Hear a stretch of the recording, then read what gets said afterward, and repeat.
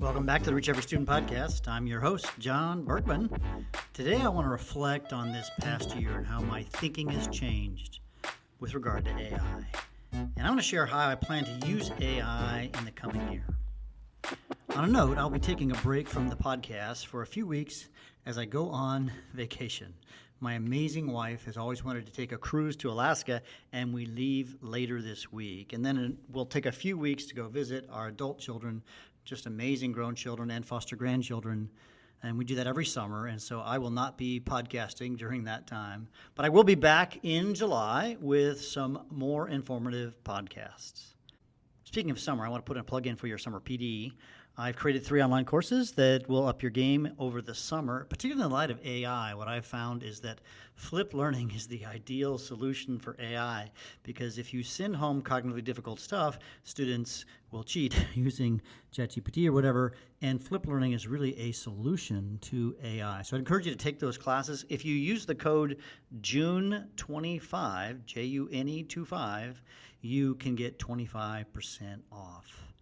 Now, let's get to the topic today. As I reflect over this past year, I want to take you through my journey through AI. So last spring, so a year ago right now, my principal came to me and said, "Hey, John, I'd like you to focus on AI and for the next school year." I spent the summer reading and playing with AI and doing a lot of stuff. And the readings I did were pretty much like enthusiastic, AI is awesome. So I came into the school year pretty enthusiastic about AI. I had some plans on how to implement AI. Over the summer also, I was able to bring a platform to our school, an online tutorial AI platform, Flint K-12. I am a fan of this, by the way, flintk12.com, I think it is, might be .org. But Flint K, I got a chance to meet the CEO, Sohan, and I was just like, this could really be the answer, could do a lot of really cool things. And it can and still does, and I'll talk about that a little bit later. And so I started to implement AI in my classroom, and I thought it would be a game changer. But then as the year progressed, I got increasingly disillusioned with what I was seeing in my classrooms with AI.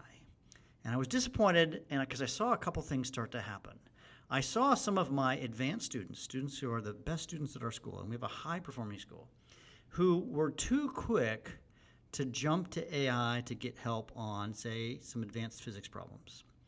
And that really concerned me. You see, they weren't going through that positive struggle that we know is a part of the learning process. And I said, man, something is wrong. What is going on here? AI is too seductive. It is too easy for students to do the easy thing and not do that productive struggle of learning. And then even this great tool that I still love, this Flint tool that my students were using, I started to actually assign problems, or not problems is the right word, some questions. It was a geology class, some questions about geology. And what students started to do, and I've commented on this before, is they cheated on the AI assignment with AI. And so they weren't really learning. They were doing, as I said in an article, I said it's like they're lifting, going to the weight room with a forklift. They weren't doing the work themselves, and they were struggling in the learning process. Now, you might argue, and I still wonder, am I assessing the right things? Is my class not designed to be more project-based? Is there ways I could change how I teach that would be better in light of the world of AI? And I think the answer to that is yes. And these are some things I want to change. I'll talk about what I want to change next. I'm walking through the story now. After I got disillusioned a bit with AI, I started to do some more digging and some more research. And then I found articles about how AI could be damaging. And there's some research out there that says AI causes students to lose critical thinking skills. And as I analyzed that, and as I have thought about that and watched it with real students in my class every day, I began to say, yeah, that's what I'm seeing too. That led me to write an article that went semi-viral called AI Will Stupefy Your Students Unless We Do These 6 Things. And was, by the way, the highest ever read article on the website where it was hosted. And I have really been doing a lot of thinking. What the word, as I have shared before, the word that I would call myself is I'm wary about AI in education. I see some positives, but I see some big, big negatives. So that has led me, interestingly enough, to get opportunities to speak at AI conferences. I'm speaking at an AI conference late in June, and I'm preparing to talk about two things, about 6 things that to do or will stupefy our students. I'm also going to talk about the positive nature of AI tutorials. So I'm wary, but I also see some positives. And I'm also speaking at a conference later on, Learning in the Brain, in February of 2026. So I'll put some links to those conferences in the show notes if you could visit me. Fort Worth in late June, Texas, and then San Francisco in February of 2026. And though I am this, and I found myself in these conferences, I'm going to be the sort of the negative Nelly. I'm going to be the person who says we got to be careful with AI. So instead of being the enthusiastic AI guy, I'm the wary educator. But hopefully what I will bring to the table is I'm grounded in the real world with real students. So yeah, I'll put those links into the notes if you're interested in that. Later on in the year, I'm again reflecting on the whole year. Later on in the year, what interestingly happened is my principal came to me and said, we need a policy for AI at our school.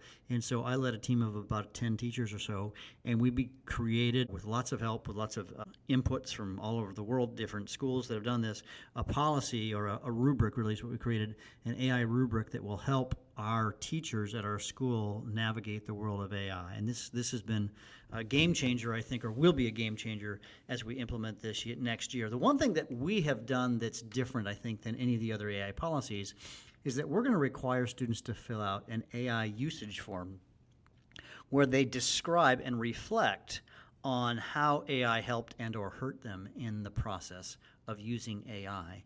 And to provide a link to their chat GPT or whatever tool. Most of the case we'll use this Flint tool to share that with us, and I think that's going to really help the students to critically think about their AI usage and make sure that they're using it well. So that's kind of in the future. And speaking of the future, how am I going to iterate? And so I've been thinking about this now, somewhat constantly. I think I need a break, right? Because my brain just keeps going, and I need to turn it off for a little bit. Looking forward to this trip here in just a few days.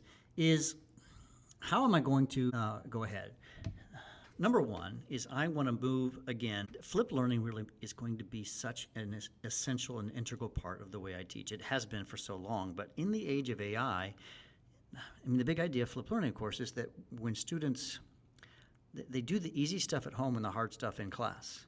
And if you are a teacher and you're still doing the easy stuff, the information transfer, the lecture in the class, and then you send them home to do the hard stuff, in this day and age, they can just ask ChatGPT to do it. You've probably seen the article that came out. All the students are cheating their way through college now with AI. And I teach high school students, so it's true there too. So the idea of a flipped classroom, of course, is you do the hard stuff in class. And what I'm going to do is I'm going to really make a focus on that, is do the hard stuff in class. But they're still going to watch these cheesy videos or do this quick reading assignment where they're going to understand the essential elements of the topics of class ahead of time. Another thing I'm planning to do is I'm a science teacher, so this is going to be a bit weird for me, but I'm going to do more Socratic dialogues. And the way I envision it working, we'll see how it goes, is that particularly in my geology class, they're going to have watched a video the night before or read a portion of the textbook. And when they have done that in class, I'm going to have like 6 questions that we're going to round table discuss. Now, certainly there'll be days where we'll get out rocks and we'll analyze rocks and we'll do stuff with earthquake simulations. And so a lot of sort of labby things that's part of my class and has been a part of my class forever. And that's such a huge part of learning. So we will continue to do that. But on the days where I want them to understand, so example, one topic we talk about, a little science lesson by the way, is we talk about the nature of different volcanoes. So some volcanoes, I don't know if you know this, some volcanoes explode. Think Mount St. Helens. Side note, by the way, I'm headed to Mount St. Helens in a few days. I'm going to be shooting video at Mount St. Helens that I'll use in my flipped class. I'm so excited. We're going to go into a lava tube in a few, oh man, I can't wait. Anyways, so Mount St. Helens explodes, but Mount Kilauea in Hawaii, the lava oozes out. And I want them to get to the learning, the key thing I want them to get to as they discuss the nature of the lava. So some lava is thicker, more viscous is the fancy term, and some lava is less viscous, thinner. And the thin volcano would be Mount Kilauea in Hawaii. It just oozes out and it doesn't explode, where Mount St. Helens, basically the pipes get clogged because of the thicker lava. But we'll get into the mineral content and why that matters. And anyways, I want them to have a conversation about that topic on whatever day that's going to be, and we're going to work on that together. You see, in the past, what I've had them do is kind of do it more individually, but I'm going to make it much more of a whole group conversational style class, because I want them to do that hard work, and I think there's a lot of power in them doing the hard work together. So that's one thing. Two things. Flipped learning would be one thing, and then that Socratic discussion. And then again, even in the same geology class, I want to potentially play around with some project-based learning where they're going to have to solve some real problems. So I live in Houston, Texas, and we have a whole unit on flooding and streams. And we have a problem in Houston with flooding. I think Hurricane Harvey, where most of Houston was underwater, and many of these students, their homes were underwater, and they were evacuated when Hurricane Harvey happened many years ago, and they were little kids at the time. But they'll remember these things, and so this would be a great opportunity for them to see if they could solve a aspect of this problem. Since we're going to be studying streams, stream beds, stream valleys, all these kinds of things, this is the perfect opportunity for them to find a real world problem, and that's something that's very applicable in the world in which we live. And so that's kind of where I'm at right now, and frankly, I need to think through these things, and I need some space. And I think what happens, I know this about myself, is that I need to take a break from thinking schooly stuff for a few weeks and just enjoy God's creation, enjoy nature on this trip to Alaska, and to enjoy my family and just not think about it for a few weeks. So if you're a teacher, I hope you get that opportunity this summer to step away and stop thinking about your school stuff. And I think that what I've found for me is that if and when I do that, I come back refreshed and rejuvenated and ready to think again about what's the next thing. And so I encourage you, if you're a teacher listening to this, when your summer starts, I don't know if your summer has started already or if it will start soon, take time to just decompress. You know, one thing I'm looking forward to on this cruise to Alaska is it costs a crazy amount of money to get Wi-Fi. And you know what I'm going to do? I'm not going to pay for it. And I'm going to have no Wi-Fi for days on end. And you know what?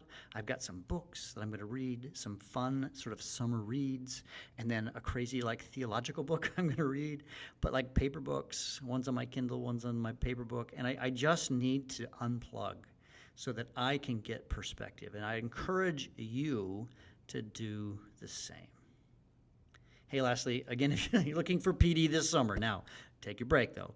Go to johnbergman.com, click on the courses link, sign up for one of the courses. And again, remember, there's a code called June25, June25, no spaces, all lowercase, and that gets you 25% off each course. And if you need the break, sign up for the course. It's online. You can take it anytime you want. You may want to get signed up and then just wait until you've had your break before you start. Hey, I would love if you would hit the subscribe button and share this podcast with others. Hey, until July of 25, this is John Bergman out.